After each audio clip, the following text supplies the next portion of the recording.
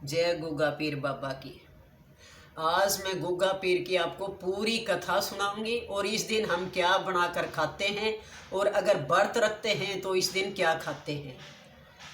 हिंदू धर्म में सभी जो है गुग्गा पीर को मानते हैं, इसकी पूजा करते हैं।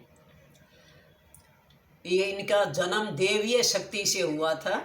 किस तरह हुआ था, कहाँ हुआ था, पूरी कहानी सुनाऊंगी मैं आपको। पूरी वीडियो आप लास्ट तक देखना, बहुत अच्छी कथा है गुग्गा पीर की। और उसके बाद दादी माँ का अगर वीडियो पसंद आया हो तो चैनल को लाइक और सब्सक्राइब करना। कमेंट में गुग्गा पीर महाराज की जय हो जरूर लिखना।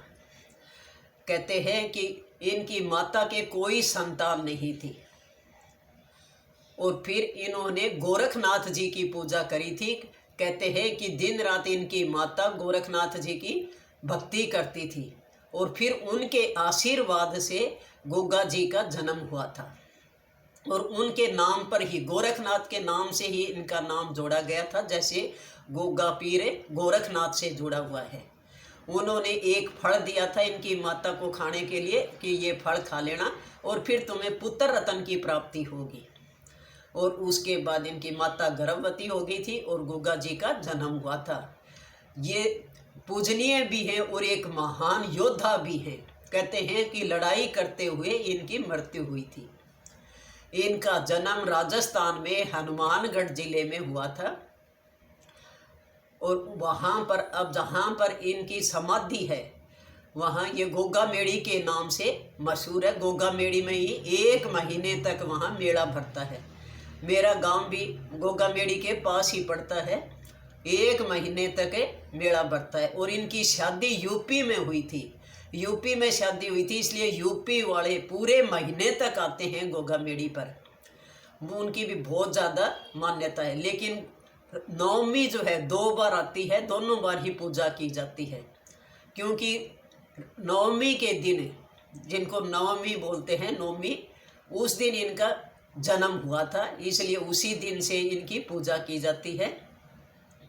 तो कहते हैं कि जो चानना होता है, जो शुक्ल पक्ष होता है, जो महीने में जैसे 2 आते हैं, एक अंधेर और एक चानन, शुक्ल पक्ष और कृष्ण पक्ष।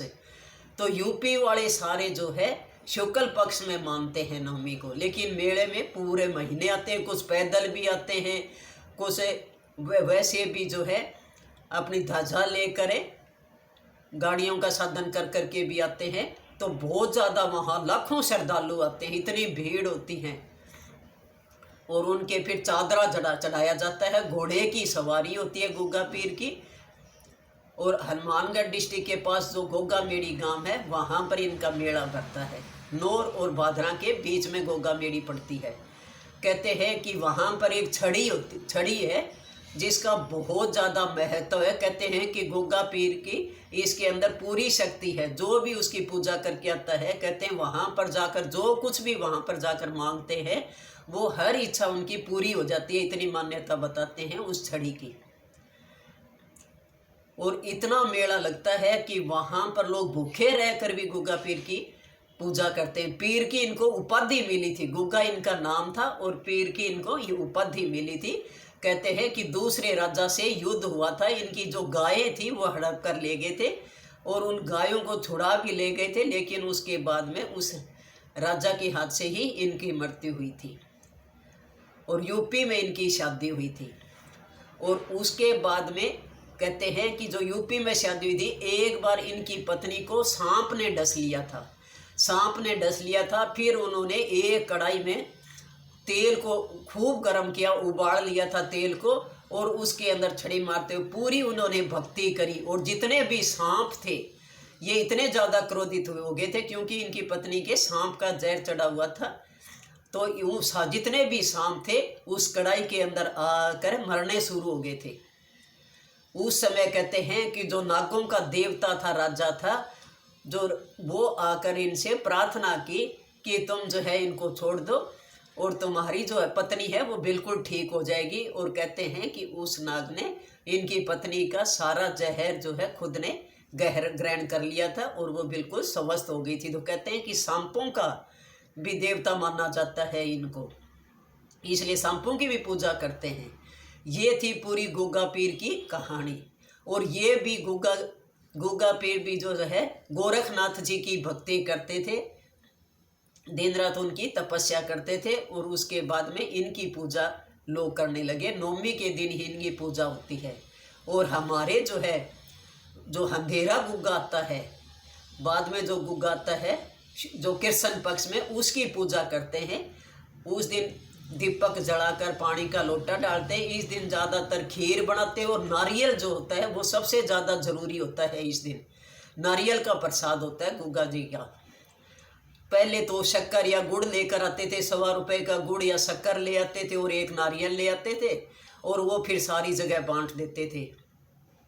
लेकिन आजकल 5 रुपये के पतासे ले आते हैं, 5.25 रुपये के, और उसके साथ फिर नारियल लेकर आते हैं। कहते हैं गुग्गा पीर जी का सबसे शुभ जो है नारियल ही माना गया है। तो इसका प्रसाद होता है जो हम बांटते हैं गुग्गे के दिन। इस दिन कहते हैं कि दही नहीं जमाते। जैसे पहले दिन आठम होती है, उस दिन भी दही नहीं जमाते, और गुग्गा वाले दिन भी दही नहीं जमाते। पहले गांव में होते थे तो 3 दिन तक लगातार खीर बनती थी। उस दिन कोई भी जो है दही के जामन नहीं लगाता था, ऐसी मान्यता बताते हैं। तो उस दिन दही नहीं जमाते, खीर सबसे ज़्यादा खाई जाती है। इस दिन खीर बनाते हैं, सेमियाँ बनाते हैं, शिवाड़ी बनाते हैं, शक्कर पारे बनाते हैं। अब सेमियाँ कोई पहले तो इतने आते थे घरों में भी बनाने के लिए, पूरे सावन के महीने में जो है कुछ महिलाएं तो घर पर ही तोड़ देती हैं सेमियाँ। तो सेमियों का भी महत्व होता है। तो शिवाड़ी, गुलगुले, सारा कुछ ये इस दिन खाते हैं। और जो व्रत रखते हैं वो उस दिन नमक नहीं खाते, एक समय भोजन करते हैं, मीठा खीर खा लेते हैं या कुछ भी मीठा बना कर खाते हैं। लेकिन भोग जो है नारियल का ही लगता है और उसके साथ मीठा आप कुछ भी ले सकते हैं, चाहे खीर का प्रसाद बना लें, चाहे बांटने के लिए आप पतासे ले आए, कुछ भी ले आए, ऐसी सूखी चीज़ें बांटते हैं। तो ये था प्रसाद और इसका खाने का। तो गुग्गा पीर का हर गांव में, राजस्थान और हरियाणा में तो हर गांव में आपको, छोटे छोटे गांव में भी आपको गुग्गा पीर का मंदिर मिलेगा।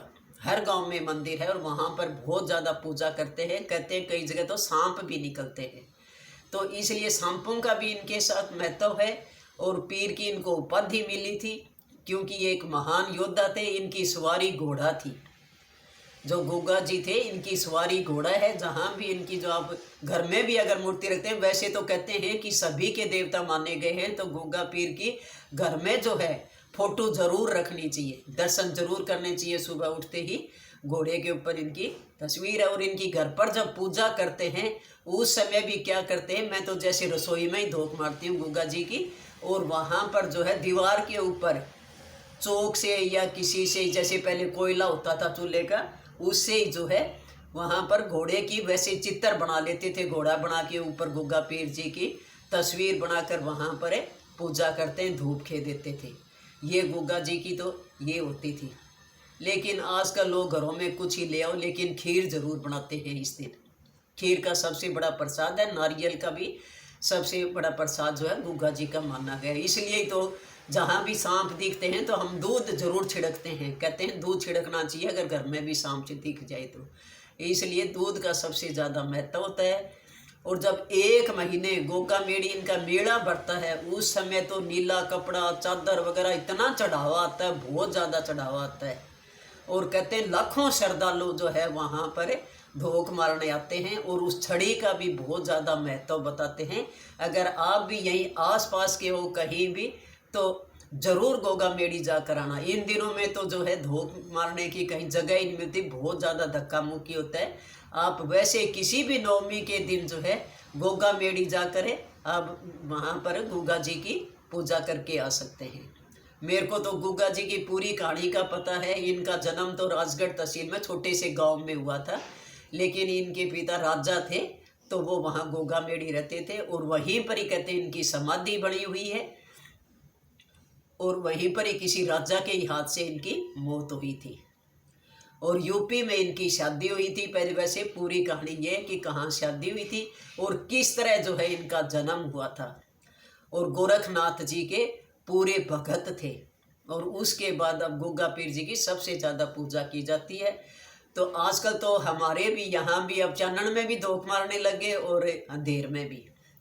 आपने पहले तो गांव में ये बोलते थे कि बुढ़ड़िया गुग्गा है, बुढ़ड़िया गुग्गा बोलते थे, क्योंकि पहले ये आता है और बाद में दूसरा आता है। अब ये गुग्गा तो अब तीज के बाद आने वाला है, जो शुक्ल पक्ष का है।